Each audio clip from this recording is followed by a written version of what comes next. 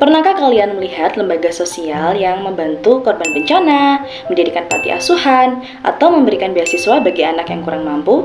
Ya, lembaga seperti itu disebut sebagai organisasi nirlaba, yaitu organisasi yang tidak mencari keuntungan, melainkan hanya untuk memberikan manfaat sosial bagi masyarakat. Meskipun tidak mencari laba, organisasi nirlaba tetap membutuhkan berbagai sumber daya agar bisa menjalankan program dan bertahan dalam jangka panjang.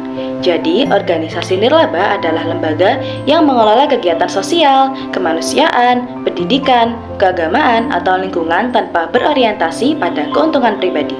Segala pendapatan yang diperoleh digunakan kembali untuk mendukung program dan misi organisasi, bukan untuk dibagikan kepada pemilik atau pengurus.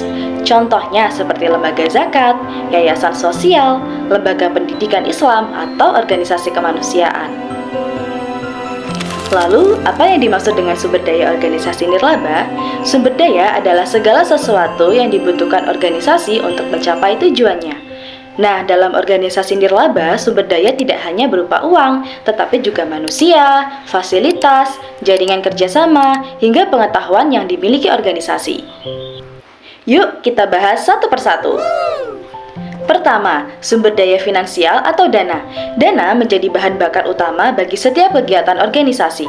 Organisasi nirlaba memperoleh dana dari berbagai sumber, seperti donasi atau sumbangan masyarakat, baik individu maupun kelompok, hibah dari lembaga donor atau pemerintah yang biasanya memiliki tujuan program tertentu, iuran anggota, jika organisasi memiliki keanggotaan, kegiatan usaha sosial, misalnya menjual produk atau jasa, tetapi keuntungannya dipakai kembali untuk program sosial. Yang terakhir, ada pendapatan atau investasi ringan, seperti bunga tabungan atau hasil pengelolaan aset. Namun yang terpenting adalah pengelolaan dana secara transparan atau akuntabel agar kepercayaan masyarakat tetap terjaga. Yang kedua, ada sumber daya manusia. SDM adalah jantung organisasi. Tanpa orang-orang yang bekerja dengan semangat dan dedikasi, organisasi tidak akan berjalan. Dalam organisasi nirlaba, SDM bisa berasal dari pegawai atau staf tetap yang bekerja secara profesional, relawan atau sukarelawan yang bekerja dengan niat tulus tanpa mengharapkan imbalan besar, konsultan atau ahli yang membantu dalam bidang tertentu seperti keuangan, hukum, atau teknologi. Yang ketiga, yaitu sumber daya fisik dan material. Ini mencakup segala fasilitas yang digunakan untuk mendukung kegiatan organisasi, seperti gedung kantor, ruang rapat, peralatan komputer, kendaraan operasional, dan perlengkapan kerja lainnya.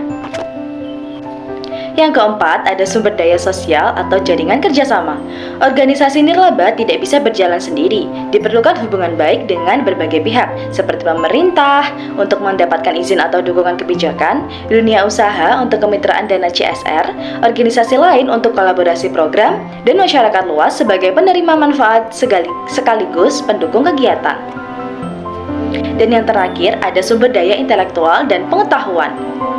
Sumber daya ini meliputi pengalaman, data, hasil penelitian, metode kerja, serta sistem yang dikembangkan organisasi selama menjalankan program.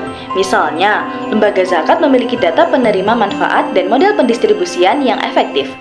Pengetahuan seperti ini merupakan aset berharga karena dapat digunakan untuk merancang program yang baik dan tepat sasaran.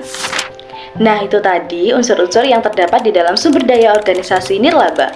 Semua unsur itu saling berkaitan dan menjadi fondasi utama bagi keberlangsungan organisasi. Jika sumber daya dikelola dengan baik, organisasi nirlaba akan mampu memberikan manfaat nyata bagi masyarakat dan menjadi contoh bahwa kerja sosial bisa dilakukan secara profesional dan berkelanjutan. Mari kita dukung dan berkontribusi untuk memperkuat organisasi nirlaba di sekitar kita, karena dari sinilah perubahan sosial dimulai. Terima kasih.